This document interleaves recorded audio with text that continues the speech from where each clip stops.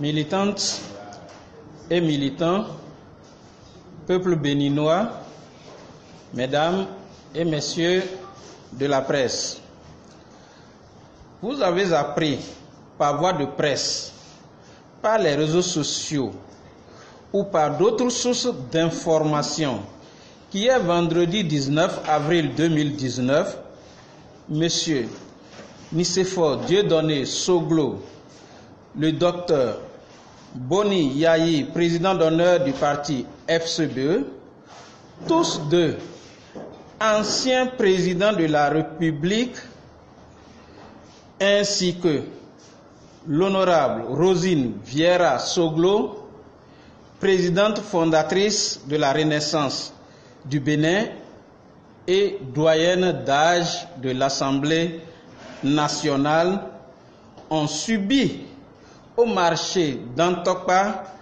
la furie de la police républicaine aux ordres. Devant des milliers de témoins, ces trois personnalités béninoises ont été la cible des policiers usant de grenades lacrymogènes et de balles en caoutchouc. Au cours de la conférence de presse qui a suivi ces événements, la police républicaine a affirmé avoir été accueillie par des jets de pierre et présenté deux individus qui seraient des mercenaires.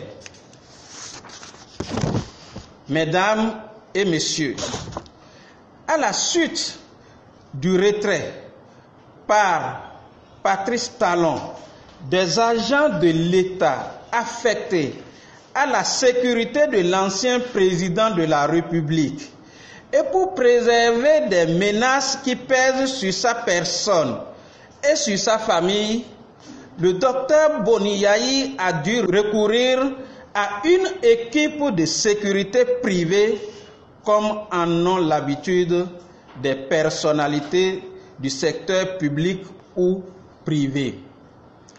Même le candidat Patrice Talon, lors de la campagne électorale pour les présidentielles de 2016, a eu recours à leur service. Ces braves hommes s'occupent de la protection de l'ancien chef de l'État dans ses déplacements et à domicile de jour comme de nuit.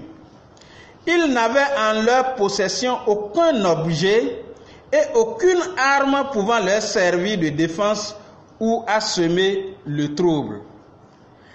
Alors que les forces de l'ordre tiraient sur la foule à balles blanches et lançaient des gaz lacrymogènes, l'équipe de sécurité du docteur Boni Yayi, à main nue, protégeait les trois personnalités jusqu'à leur véhicule respectifs.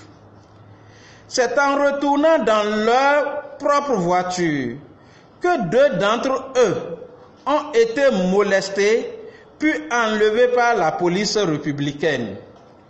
Ce sont ces deux éléments que la police présente comme des mercenaires recrutés pour semer des troubles dans le pays. Ces deux victimes de la barbarie sont des Béninois. Ils vivent au Bénin, leur famille aussi. Personne n'est allé dans un autre pays les recruter. Comment comprendre que du jour au lendemain, ils deviennent des mercenaires parce qu'au service de Boni Yayi? Les traités de mercenaires seraient faire preuve de malhonnêteté, de fumisterie et de fuite en avant.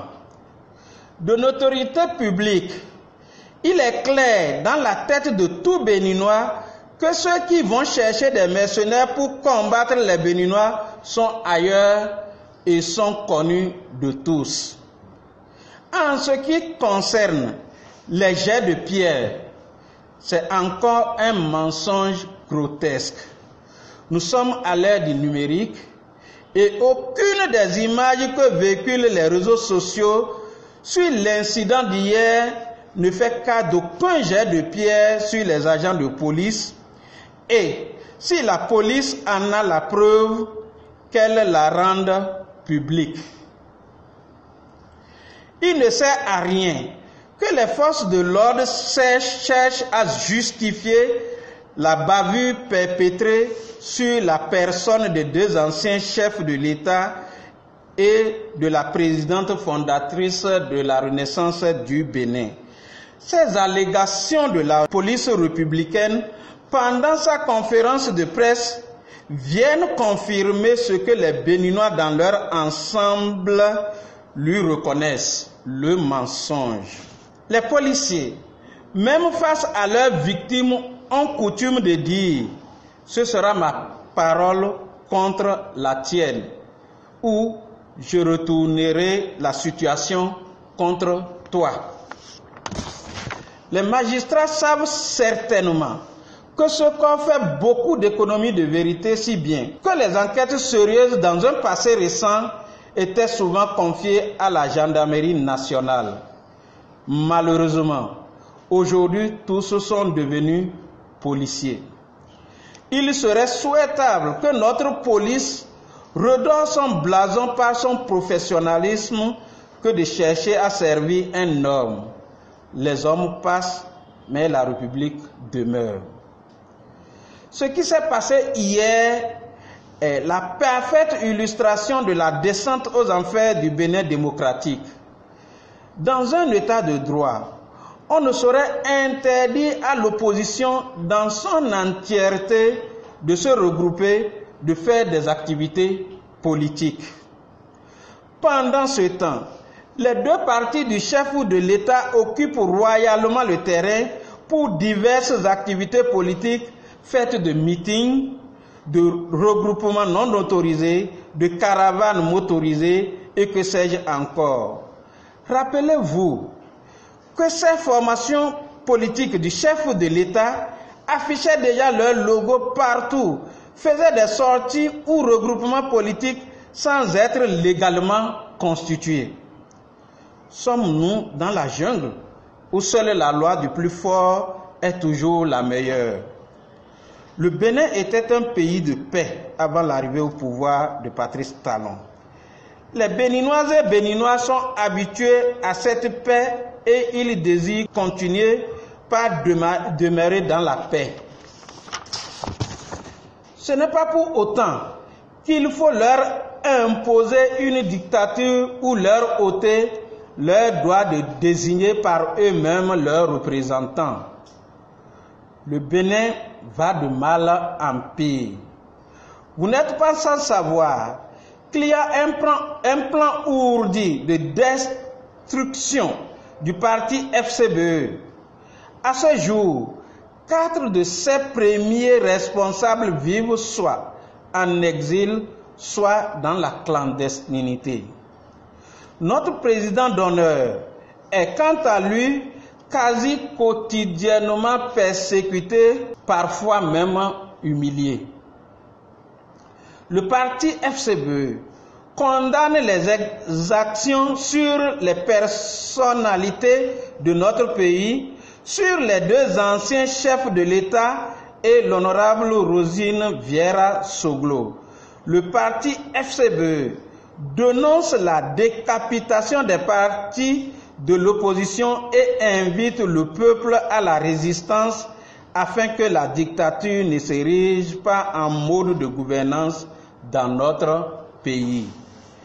Enfin, le parti FCBE réaffirme son engagement à œuvrer par tous les moyens légaux à la réinstauration de la démocratie dans notre pays. C'est la raison pour laquelle le parti continue de clamer haut et fort qu'il ne saurait avoir d'élections législatives le 28 avril 2019 sans les partis d'opposition. Vive le parti FCBE, vive les partis de l'opposition, vive la démocratie, vive le Bénin, je vous remercie.